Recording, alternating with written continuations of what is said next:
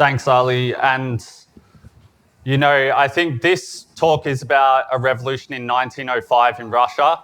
It's not the, glorious workers' revolution of 1917, which is far better known, but it's a very important precursor to that revolution, which really creates the tools that enable workers to defeat the Tsarist state, the monarchy in Russia, in that future revolution. And I think for that reason, how those working class institutions emerge during the 1905 revolution is something that's extremely relevant for us to study now, because we talk about revolution a lot at this conference, obviously over the weekend, and about Palestine. There needs to be Arab revolution in Egypt, revolution in Jordan.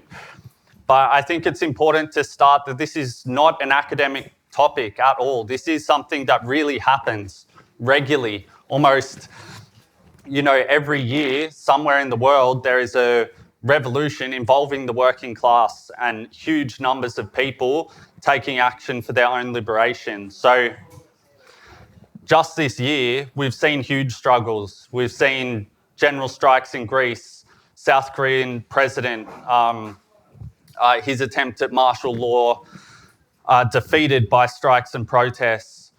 Just recently as well, we saw the collapse of the Assad regime. We saw massive explosions of protest in Turkey, Serbia, huge protests in the US against Trump, for Palestine around the globe. But also it relates to the context of the 1905 revolution, that we also live in a period of massive turmoil. Like the kind of wars you saw in World War I and World War II are back on the European continent with Ukraine and Russia and that proxy war. Our own government, obviously, spending huge amounts of money to prepare for war with China. And, in the past 15 years, you've seen the Arab Spring, the revolution in Egypt, Tunisia. We've seen decades of dictatorship toppled in Sudan and descend into civil war. But I think also what this whole period has showed us, it hasn't made the word revolution just mean success to people. What people have seen, especially in the Arab world, the Arab Spring, was revolutions crushed or descend into civil war. You've seen the same thing with Sudan now. So I think what 1905 can help arm us with is an answer to the question that comes up in all these struggles and revolutions of how do you go forward? How do you avoid getting co-opted back into a party that's going to run the system? How do you deal with the violence of the military and the police and the state? These questions are directly confronted by the working class and also the peasants in Russia at this time. And it breaks out in a period of inter-imperialist war. It involves uprisings against the Russian Empire and rebellion against national oppression now, which has so many parallels with what we discussed this weekend with Kanaki, with West Papua, with Palestine. So I think it's just by going over these events and particularly talking about the working class organisations that come out of them, the Soviets, the workers' councils, we can see the answers to those questions that have been thrown up by so many recent struggles and revolutions that have either been crushed or not successful or reached their limitations in different ways. And we can see in the experience of 1905, the possibility of going from just resistance against the system to actually destroying and replacing it, even though this 1905 revolution actually is a defeated revolution. In fact, it was defeated so badly that I think 70,000 people are pushed into exile. Actually, a bunch of them end up coming so far from Russia to Australia and being part of the socialist movement here as a result of the crackdown that follows. But the the immediate revolution was destroyed, but not the experience and the working class institutions that it created and would serve for a future example. So it was a defeat that really produced the tools for victory in the future. It was also a historical milestone in a lot of other ways. It was the first revolution where the working class was the leading force, the organised industrial working class. It transformed Russia from being considered the most conservative country, which would go around and crush all the other revolutions in Europe, to being the most revolutionary country in Europe and reviving the prospects of revolution for the whole of Europe. So it's something that we should study and understand in the face of everything we're seeing from capitalism today, the inequality, the imperialism, the climate crisis, and the need for a strategy and a clear strategy to fight for a completely different type of system where the majority are in the driver's seat, where the wealth goes to those that produce it, where the oppressed nationalities and minorities are free. So I'm just going to start with describing Russia a bit, the context, and then go into the actual events of the revolution itself. So at this time in 1905, Russia is a monarchy. It's an absolutist state. It's ruled by a king, a czar, who has, absolute power and is supported by the court, the nobility, the clergy, landowners. But the thing about this basically feudal society is it's surrounded in Europe by other societies that are rapidly industrializing and becoming capitalist societies in England, France, Germany. So the situation Russia is in, it's like a medieval society, but it has to compete with all these other growing industrialized imperialist states. And of course, there was war before industrial capitalism, but industrial capitalism was the only society where, in order to exist and avoid collapse, it had to expand. It had to increase profit year on year. And that meant inevitably, to extract that profit, the competition between companies in one country turned into competition between states across Europe. So it's dog eat dog. And if Russia wants to compete in that game, they needed to industrialize as well. So they couldn't stay frozen in a medieval society. They had to expand their industry to expand their military capacity. So Russia does expand its industry with immense speed after 1880 in the decades leading up to the revolution. But it's important to say, in, say, England, capitalism and the industrial capitalists are developed organically inside feudal society in England and grow up inside English feudalism and then play a role through the Civil War and other events in pushing feudalism aside and putting capitalists in control. In Russia, it's different.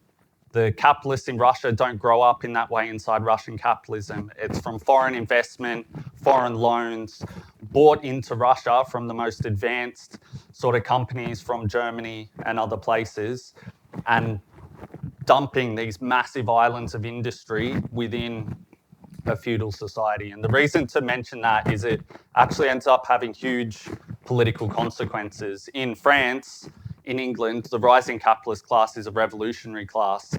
In Russia, the capitalist class is there, but it depends on foreign investment, which is protected by the violence of the Tsarist state that can keep the wages low, keep control over the working class that's developing alongside this industry. And there were also peasants who used to be like slaves under serfdom. They got freed in 1861, but they had to borrow so much from their landlords. They were like indentured economic slaves to their landlords at this time. So it's the industrial working class that emerges and the peasants who are really the force that comes into conflict with the Tsarist order, not the capitalist class as had been the case in previous sort of democratic revolutions in Europe. So just to give a sense of the scale, factory workers go from 1.4 million to 2.4 million in 10 years in Russia. So it's an explosion of industry, particularly in the capital, St. Petersburg. So The reason I go over that is because it's an example of what Marx says in the Communist Manifesto. I saw someone reading it before, that capitalism creates its own gravediggers. It actually creates the class which can destroy it. And you see that in, a couple of decades in Russia happen very, very quickly. And it destabilizes the whole monarchic czarist sort of system in Russia. So the actual backdrop immediately to the revolution in 1905 is there's a war between Russia and Japan that starts in 1904. It's driven by that imperialist competition, which is breaking out all over the world. It's the period of, colonization all across the globe. But between Japan and Russia, they're fighting over who's going to pillage and exploit and take advantage of Korea, who's going to control the ports going into China and dominate there, who's going to control the railroads going into that area. So that becomes war between them in 1904. And the capitalists of Russia support that because they think, we beat Japan, we get Korea, we get China, we get access to these markets, we can exploit these people, we get their resources, that's great. The problem is they start getting smashed in the war. Eventually, Japan destroys their whole navy and wipes them out. But this is an important backdrop for the revolution itself. This process where the Tsarist state is discredited by its defeat in the war.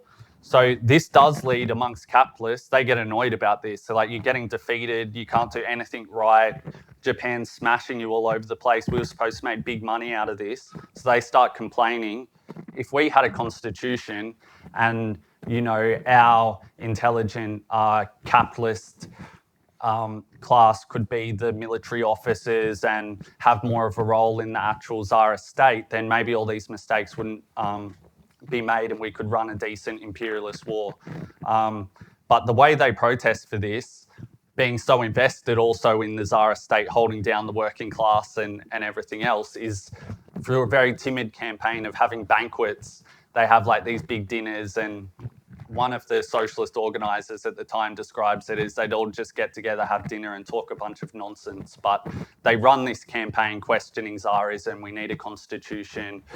We need a form of government where capitalists can actually run the show to avoid this sort of disaster. But this campaign sort of dies just going into the start of 1905. And what happens with the actual revolution is that it is the working class that steps onto the stage at this point. So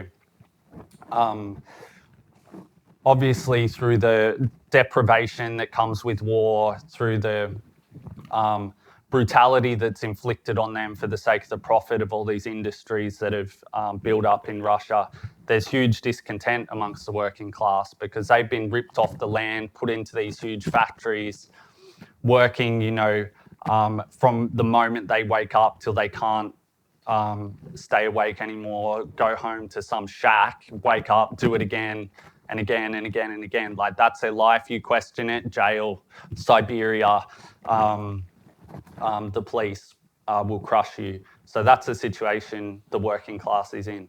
But yeah, in January 1905, they go on strike because 4 of their colleagues at one of the massive Putilov engineering works in St. Petersburg had been sacked. So it's a very limited sort of thing. They're annoyed about these people have been sacked for trying to get our rights. But what happens in this engineering works is the strike over these 4 people that have been sacked starts to spread. It quickly, over a few days, becomes 200,000 people are on strike. And they march on the palace of the Tsar. But it's very important in the development of the revolution, they're not marching to go tear down the palace. They're taking a petition. They're not wearing their work clothes. They're in their Sunday best clothes. Some of them are carrying religious icons. Their leader is actually a priest, not a socialist or revolutionary. And they take this petition with 200,000 people to the palace. And you can tell from the language, the sort of first step in this revolution that was happening, because they're begging. the king, the Tsar. It starts with sire, we workers, our children and wives, the helpless old people who are our parents, we come to you, sire, to seek your justice and protection.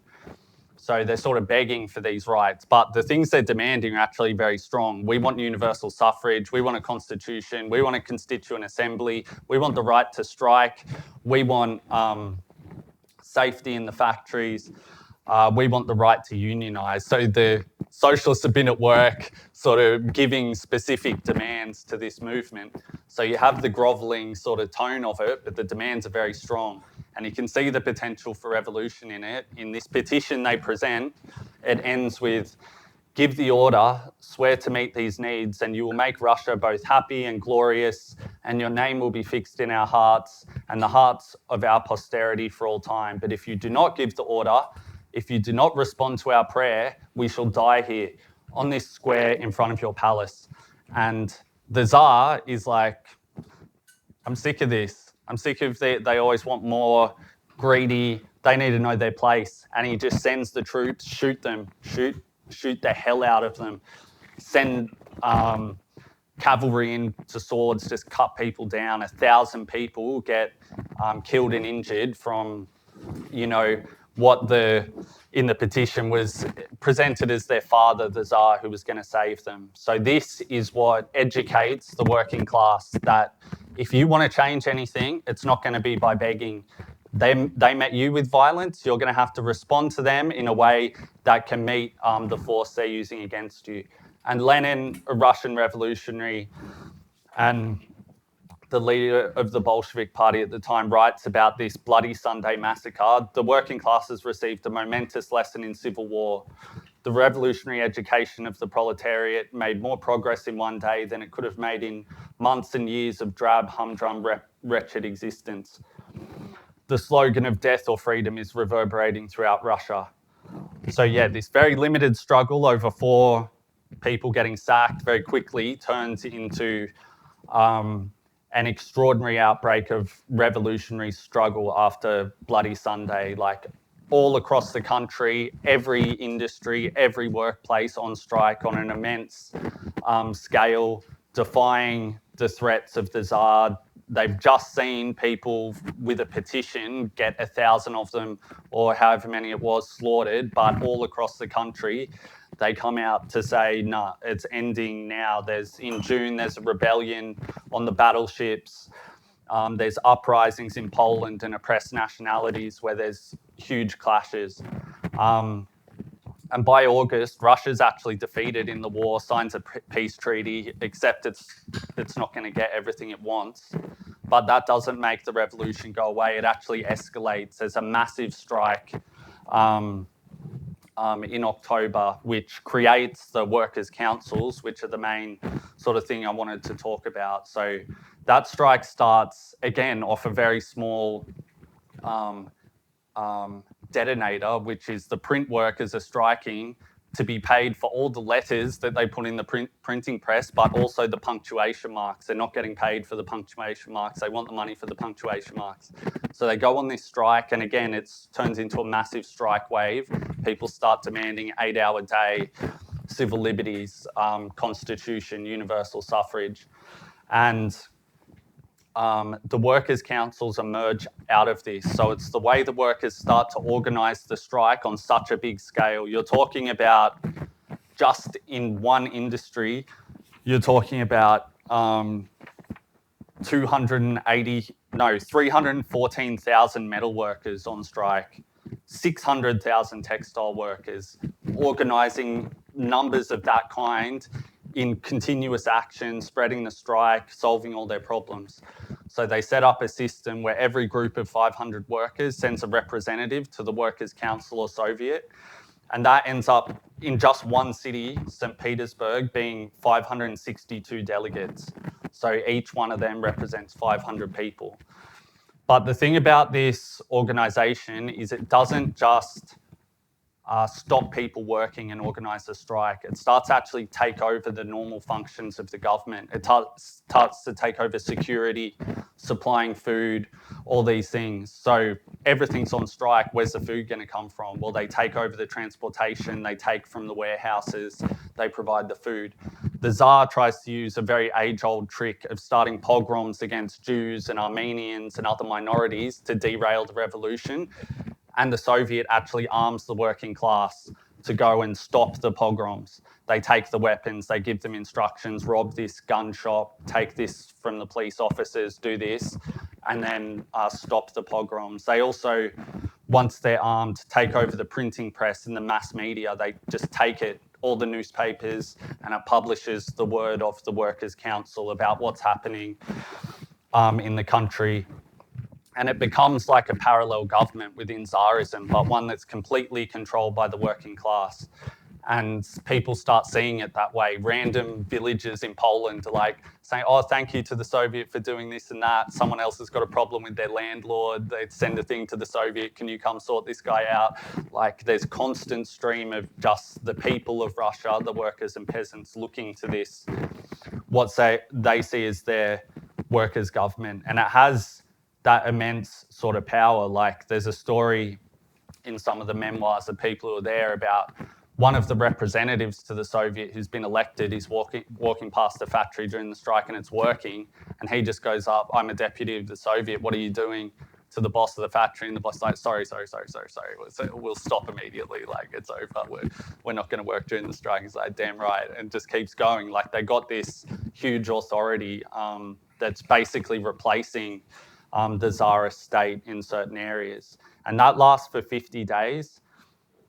And amongst the revolutionaries in Russia at the time, particularly Trotsky, who was elected as the leader of the St. Petersburg Soviet, and Lenin from the Bolsheviks, they identify, particularly Lenin, that this is the embryo, they call of it, of a future government of the working class, or he calls it at the time a provisional revolutionary government of the whole of Russia. It's different to one political party. The political parties did a lot of, the revolutionary organisations did a lot of different activities. Some overlap with the Soviet, but they weren't seen as the government of the whole working class or the organisation of the whole working class in the way the Soviet was. So that lasts for 50 days. Eventually the strike, it starts to recede. The leaders of the Soviet are arrested in St. Petersburg. Moscow launches an insurrection and tries to defeat the military of the Tsarist state, but because they're able to send troops from St. Petersburg, which is not launched an insurrection, they can all descend on Moscow and crush it. So that attempt at revolution is crushed, but the lessons from it and the Workers' Council that they set up is repeated in Germany 1918, in the Russian Revolution 1917, in Hungary 1956, in Iran 1979, in Poland 1981, as an organisation where the producers of the wealth can directly take control of the capitalist state.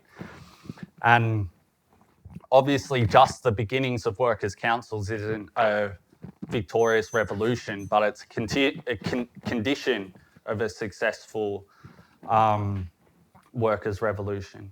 The thing I wanted to touch on just before I finish is that I didn't go into all the different political forces. So there were the liberals who had the banquets. There was the socialist movement, which was divided up into the Bolsheviks and Mensheviks. The Mensheviks actually thought that their main ally was the liberal capitalists, and that the 8-hour day, the workers arming themselves, the insurrectionary sort of organising was scaring the liberals to support the Tsar. So they actually set up the Soviet, but then once it was there, they didn't know what to do with it.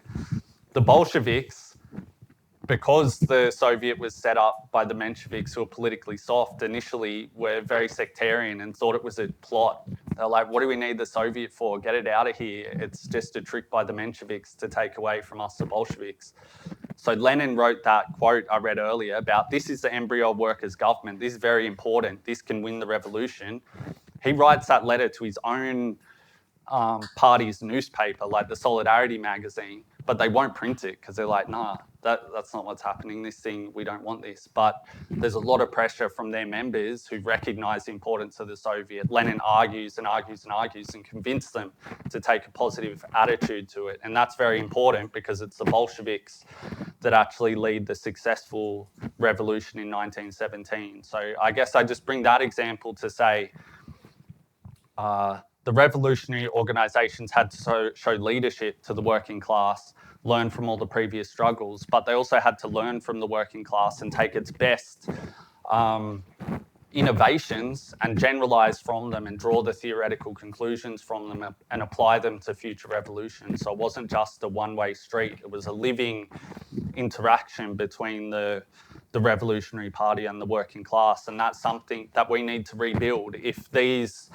huge struggles that are breaking out over the world are to succeed, that type of organisation and that political strategy needs to be rebuilt. Like, it's one thing to organise in the working class and organise strikes purely to pressure a government or to try and get a much more limited change. But as socialists, we see actually within that the possibility of overthrowing and replacing the whole system, which gives us a very different outlook on why and how we're organising in the working class, even over very small issues like the punctuation marks, like the 4 people who got sacked, like the person who got disciplined at a school and kicked out for supporting Palestine, like the staff who were getting harassed in the universities, like the doctors who got told they couldn't wear a badge during their strike at Westmead Hospital. All these things I think we see through the lens of this kind of politics, which is very different to a very limited trade union view that you just want to win the limited rights. We see all these smaller struggles as preparing the ground for what needs to happen to overthrow capitalism completely and replace it with a truly democratic organisation that can serve the interests of the people that do the work instead of just a tiny minority of bloodthirsty imperialists, capitalists, and people who are just interested in profit at any cost. So yeah, I'll finish there.